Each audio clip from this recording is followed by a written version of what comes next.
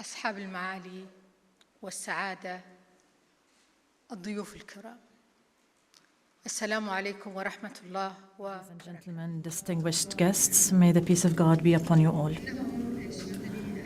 It is an honor to talk to you today at the start of the 9th Abu Dhabi strategic debate, which has a prestigious position on the map of regional and international strategic conferences. It has become an annual platform on which the Emirates Policy Center gathers elites, policymakers, and experts to discuss issues and shifts in global and regional orders. Through this gathering, we seek a qualitative addition to analysis and foresight on strategic matters, and therefore enhances Abu Dhabi's contribution to strategic dialogues on regional and international policies.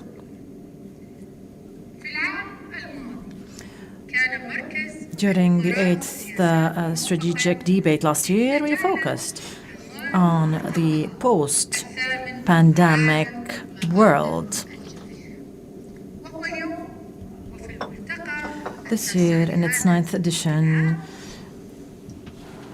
we continue that discourse and the accumulative knowledge and experience to discuss the world's struggle with the war in Ukraine. We also extend this debate to world order formations, great power competitions, and their impact on regional orders.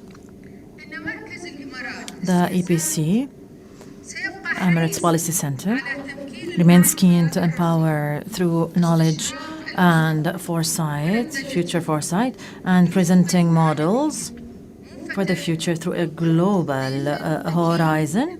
It deploys scientific methods to interpret and analyzing global shifts and forecasts their regional and international impact.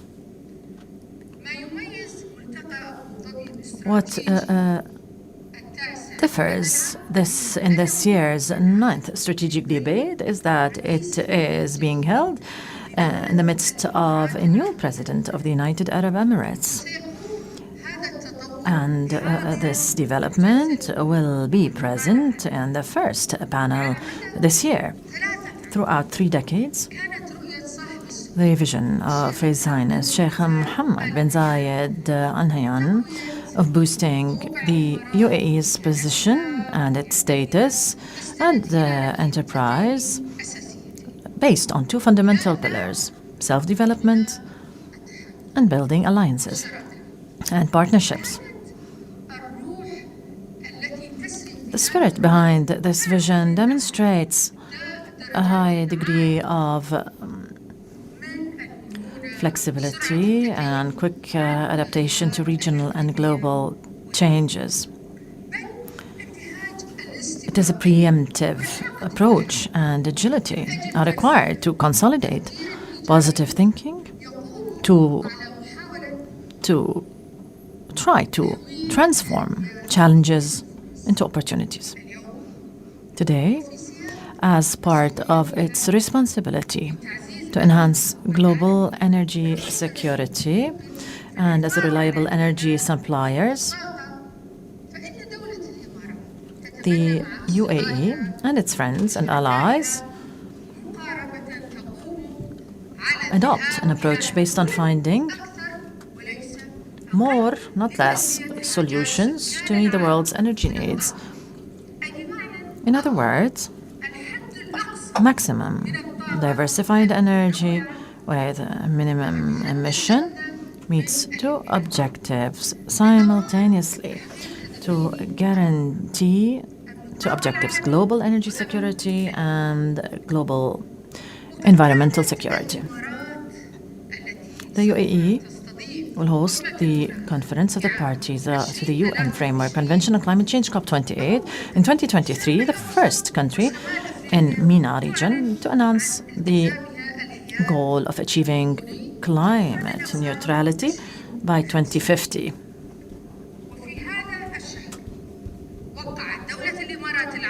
This month, the UAE and the US signed a strategic partnership to invest $100 billion in producing 100 gigawatts of clean energy by 2035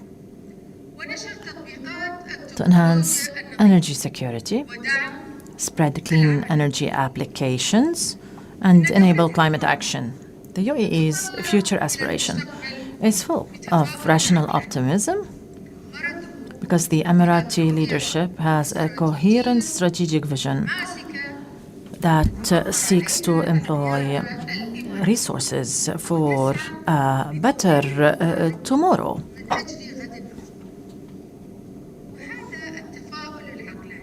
And however, this rational optimism does not mean ignoring regional and international risks and threats. Numerous challenges confront us today, including climate change, food security, water security, health security, and supply chain security and recession, human values and rights, identity politics, and the victory of extremists in elections worldwide.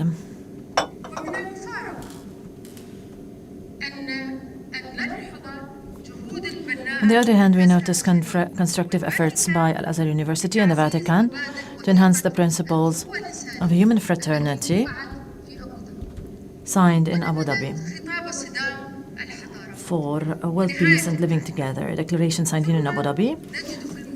Such steps renounce discourses such as the clash of civilizations and anniversary. Unfortunately, we also witness a rise in populism and the hardline right, who are accused of fascism in parts of Europe.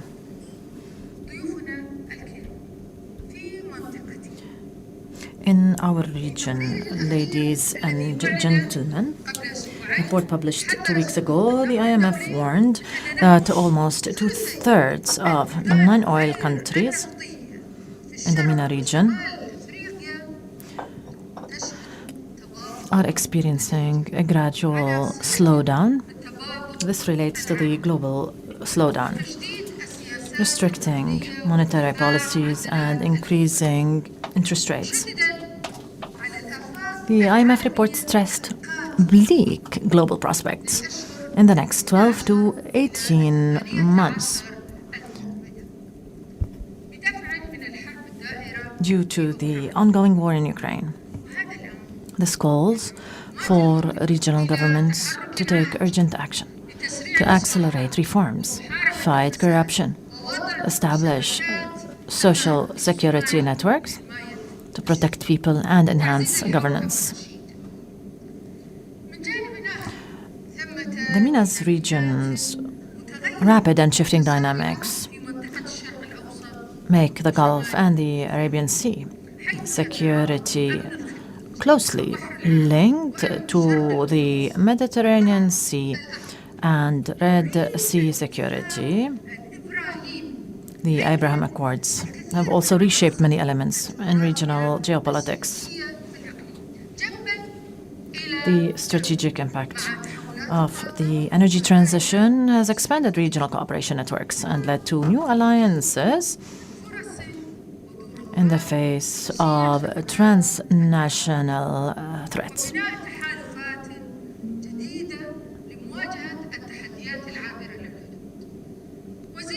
The share of regional countries in the security and defense equation has increased, and there is a need to invest more in stability, moderation, and prosperity.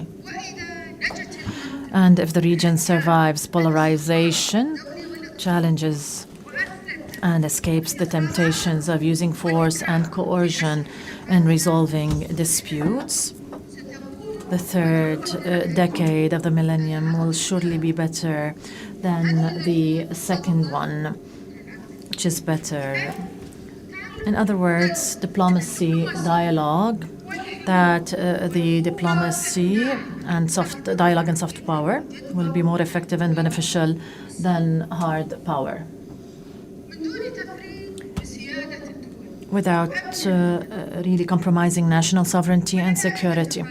We can be optimistic and wonder if the third decade of the millennium will be an era of concerted efforts to mitigate the risks associated with social tensions and identity politics.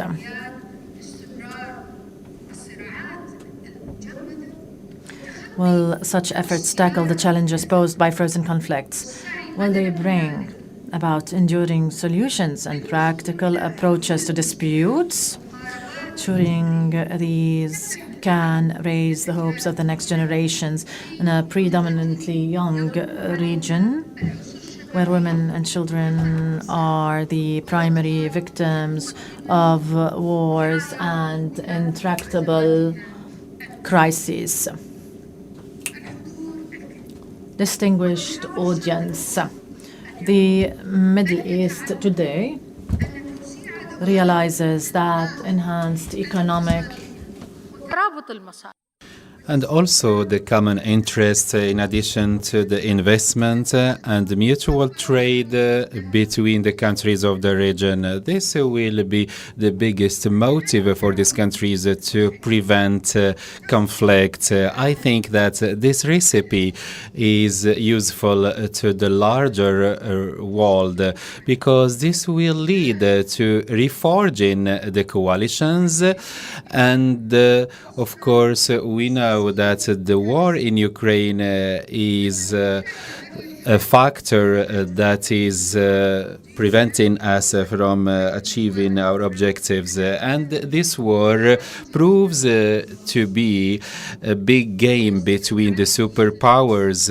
And now there is a debate about the multipolar world in which there are different and several strategies and options. That's why it's very important to seek the analysis of the experts and to discuss how this war will impact the new international order, how the superpowers like the United States, Europe, Russia, and China would go forward. This is what we will discuss in this debate, in this forum. We are aiming to contribute in this debate. Your Excellencies, ladies and gentlemen, this forum will discuss in these 2 days several topics and we will focus on the international order and a new big game, the impact of the war in Ukraine and the conflict between Russia and the US, in addition to the expectations regarding the role of China and the Europeans, and also the geopolitical factors in this race between these powers, in addition to the digital race. In the second day, we will focus on the effect of this new international order on the Middle East and the arrangements that are taking place in this region in order to go ahead with a new Middle East, in addition to the role of the Gulf in the international arena after the war in Ukraine and the future of the Iranian cause, in addition to the the Palestinian-Israeli conflict and how this conflict will impact on the advancement of this region, in addition to the artificial intelligence and other new trends. To conclude, ladies and gentlemen, I wish you enjoy these discussions. And I hope that our guests from abroad to have an enjoyable stay in Abu Dhabi. Thank you very much for your listening, for your presence, and for your active participation. And I sincerely hope that the participants and all the attendees enjoy this constructive debate. And now I call upon the advisor, the diplomatic advisor of the President of the UAE, His Excellency Dr. Anwar Gargash, who is honoring us all the time in this forum. I invite His Excellency to come to the stage to deliver the opening speech.